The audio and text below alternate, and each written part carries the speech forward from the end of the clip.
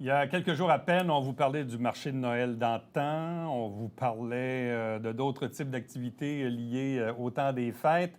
C'est aussi Opération Nez Rouge. Là, maintenant, on vous parle de la guignolée. C'est un moment qui est important. À chaque année, on dit oui. Et là, cette année, il y a de l'inflation comme pas possible. Les demandes dans les comptoirs d'aide alimentaire ont malheureusement explosé. L'itinérance a également explosé dans nos localités. Bref, la guignolée, c'est le symbole de l'entraide. Et oui, on le fait dans le temps des fêtes, mais il faut entraider aussi 12 mois par année. Ça, c'est un autre débat. Mais la guignolée, elle va se tenir chez nous le dimanche 3 décembre. Avec nous pour en parler, le porte-parole et président d'honneur et directeur général de la Chambre de commerce et de l'industrie du Haut-Richelieu, Michel Milot. Bonjour et bienvenue. Bonjour. Ça fait quelques années là, que tu te donnes à la guignolée. Oui, ça fait 4 ans que j'accepte fièrement là, d'être le porte-parole puis le président d'honneur là, pour aider les 4 organismes, entre autres, là, pour subvenir aux familles qui sont dans le besoin. En quoi cette cause-là vient-elle te chercher, t'interpeller? C'est une continuité.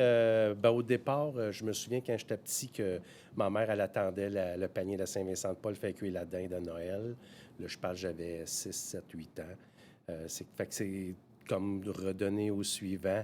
Quand j'ai eu le Provigo, je donnais beaucoup de denrées périssables et non périssables à la Saint-Vincent-de-Paul à longueur d'année.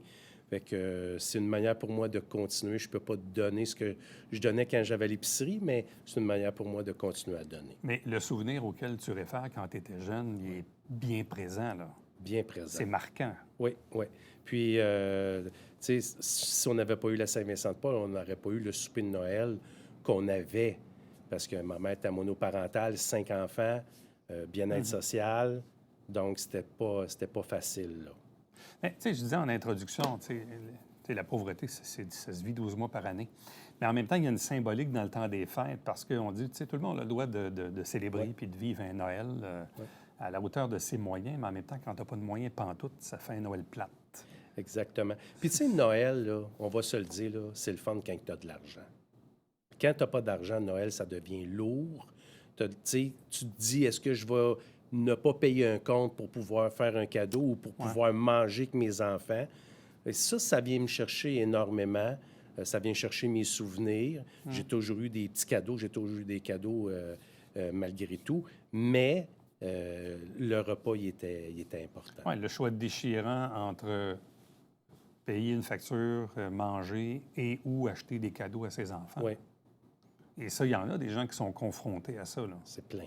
C'est plein. Tu sais, je regarde le mardi puis le vendredi, là, la ligne d'attente à Saint-Vincent-de-Paul sur la rue Laurier. Ça me brise le cœur à chaque semaine de voir tous ces gens-là. Puis la demande change. La demande des gens là, qui font la ligne, là, c'est pas juste de l'itinérance, c'est pas juste... Non, vraiment pas. C'est des familles qui travaillent pas à gros salaires puis qui sont pas capables d'arriver, de joindre les deux bouts. Donc, ils utilisent cette charité-là pour réussir à manger. Ça, c'est ce qu'on appelle les nouveaux pauvres. Les nouveaux pauvres, exactement. Des gens qui travaillent à temps plein, des fois, à un salaire moyennement élevé, mais qui n'arrivent pas. Puis d'ailleurs, on recevait tout récemment là, les 2 nouveaux coprésidents de la Saint-Vincent-de-Paul-Saint-Jean, puis faisait état des statistiques où, malheureusement, à chaque année, il y a une augmentation. On parle de 4-5 000 personnes qui sont aidées par cet organisme-là, qui, ceci dit, ne couvre qu'une petite partie de la ville de Saint-Jean. Exactement. C'est ça qu'il faut parler aussi dans cette guignolée. Il y a la Saint-Vincent-de-Paul-Saint-Jean, Saint-Vincent-de-Paul-Saint-Luc, mais qui couvre aussi un petit peu Normandie. Exactement. Centre d'aide, centre d'action bénévole d'Iberville, qui a quand même un bon territoire, le centre de dépannage de l'Acadie. Bon. Fait que là, il y a 4 organismes, puis il faut quand même faire un petit rappel. Bon, la guignolée se faisait d'une façon X avant la pandémie. Oui. Il y a eu la pandémie, on a trouvé toutes sortes de manières d'aider, mais là, c'était un peu compliqué d'aller ramasser les denrées quand on n'avait pas le droit d'avoir de contact. C'était ça la vraie vie. Bref, là, on est un peu post-pandémie. Mais les façons de faire ont changé aussi avec le temps. Oui, puis il ne faut pas oublier aussi qu'on a un problème de bénévoles. Oui. Tu sais, on a beau dire les façons ils ont changé, mais oui, il y a la COVID, mais il y a le nombre de bénévoles qui sont moins présents pour plein de raisons. Donc, ça aussi, ça a amené les organismes à travailler différemment. Donc, tu sais, si on parle de, exemple, le CAB d'Iberville, qui couvre Mont-Saint-Grégoire et Iberville, ils n'ont pas de place pour stocker des denrées. Malheureusement, il aime mieux. Eux autres, ce qu'ils demandent cette année, c'est de l'aide financière par différents moyens, carte de crédit, chèque, carte de débit, en présence. Puis ils vont aller avec les besoins des paniers qu'ils vont avoir à faire. Ils vont acheter des bons d'épicerie ou ils vont... Oui, ouais. oui.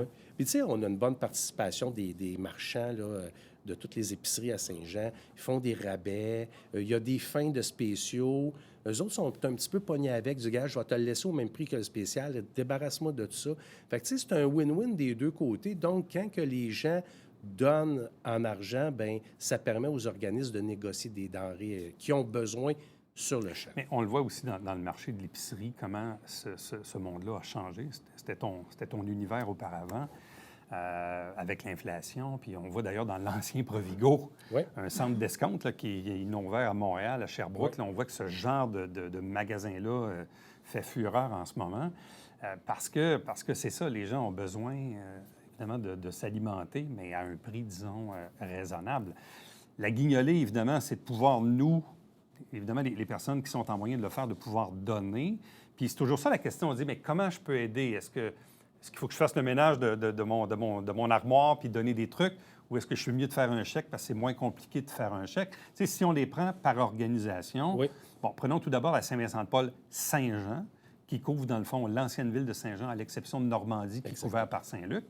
Eux, ils fonctionnent comment pour la guignolée? Bon, eux, ils ont deux places que vous pouvez déposer les denrées. OK. C'est au 150 rue Laurier ou au 747 rue Saint-Jacques, au comptoir vestimentaire, là, si on peut l'appeler comme ça. Donc, ils prennent toutes les denrées non périssables, c'est important, pour pas qu'il y ait de pertes inutilement. Et ils prennent également les dons en argent. Là, vous pouvez aller sur le site, là, Saint-Vincent-de-Paul, là, SSVP. C'est ssvp.org, quelque chose .org. comme ça. SSVP Saint-Jean, je pense. Exactement. Ouais. Puis là, vous pouvez faire un don par carte de crédit. Et pour chaque don de 20 et plus, vous recevez un reçu d'impôt. Mais donc, ils ne viennent pas à nos portes. Non, ils ne viennent pas au parc. OK. Donc, je résume, Saint-Vincent-de-Paul, Saint-Jean, ça commence à 9 h le matin. 9 h le matin jusqu'à 15 h.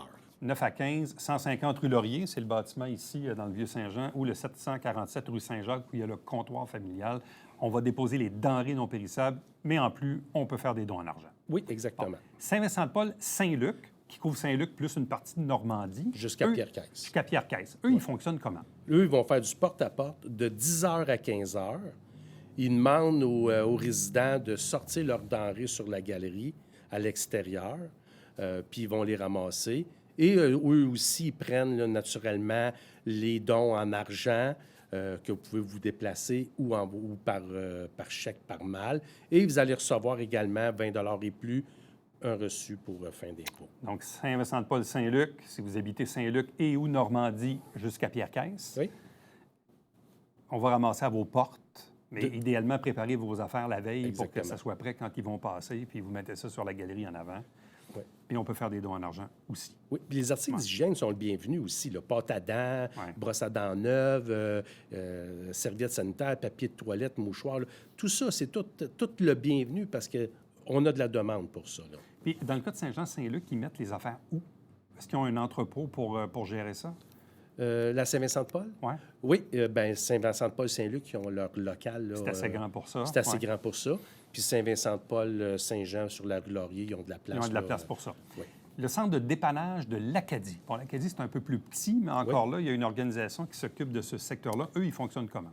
Eux, ils vont faire du porte-à-porte de 10 h à 15 h le 3 décembre.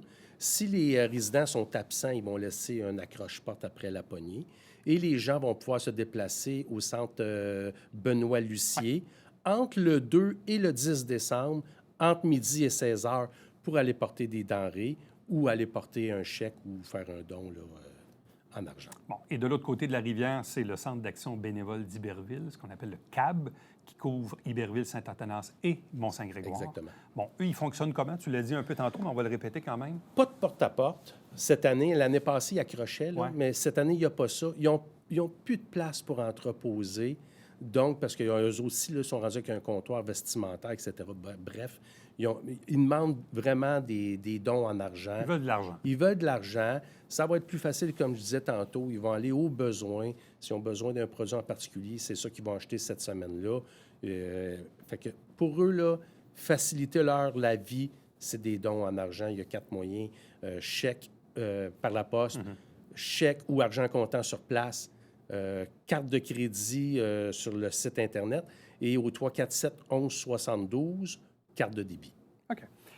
C'est quoi l'ampleur de la guignolée dans une région comme la nôtre, là, les bénévoles, l'argent qu'on recueille, la valeur des denrées, bref. Tu sais, il n'y a pas vraiment de statistiques comme telles, on le sait, là, mais pour faire une image, là, c'est quoi l'ampleur de cette opération-là chez nous?